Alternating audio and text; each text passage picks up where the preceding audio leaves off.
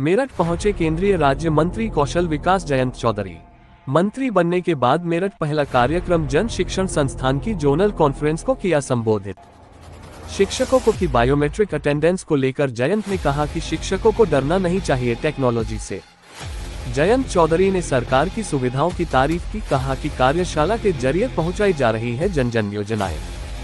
Skill training के लिए कि इससे आप महज कागज के पन्ने का हिस्सा न बनाएं। अपने पिता अजीत सिंह का उदाहरण देते हुए बोले कि 82 साल की उम्र में भी मेरे पिताजी किताब पढ़ते थे। उनको उस समय भी सीखने की इच्छा रहती थी।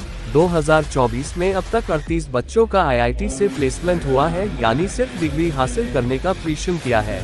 उन्होंने कहा कि AI आ चुका है, स्किल डेवलप करनी होगी। जयंत चौधरी ने कहा कि इसमें से रास्ते निकलेंगे, बस हम तैयार रहना है। चंद्रबाबू नायडू की तारीफ करते हुए जयंत बोले कि वो अपने प्रदेश में पहला स्किल सेंसस लगा रहे हैं और ये हम मेरठ में भी करेंगे और स्किल मेला भी लगाएंगे।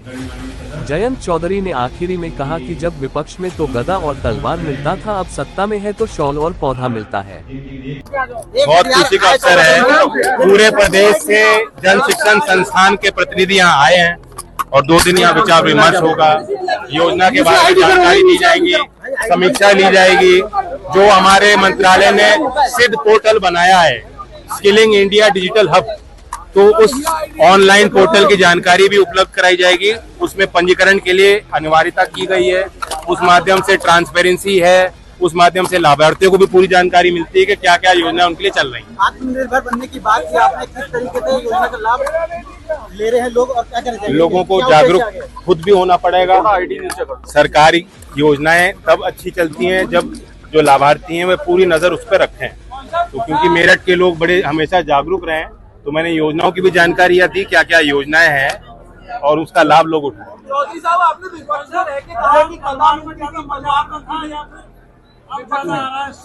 सरकार में काम करने का मौका मिल रहा है, वो काम करने के तरीके अलग होते हैं। अच्छा, प्राइमरी को लेकर अभी अटेंडेंस को लेकर बहुत चल रही है कि अटेंडेंस बायोमेट्रिक लगेंगे।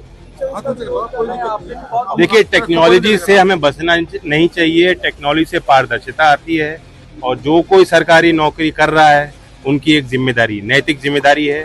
उन्होंने शपथ ली है, वो शपथ का मैं ध्यान उनको दिलाता हूँ, ड्यूटी का मैं ध्यान दिलाता हूँ। हमारी प्राथमिकता है बच्चे, देश का भविष्य, और वे परिवार जो उन बच्चों का पालन पोषण कर रहे हैं, उन परिवारों के साथ भी न्याय होना चाहिए। Thank you.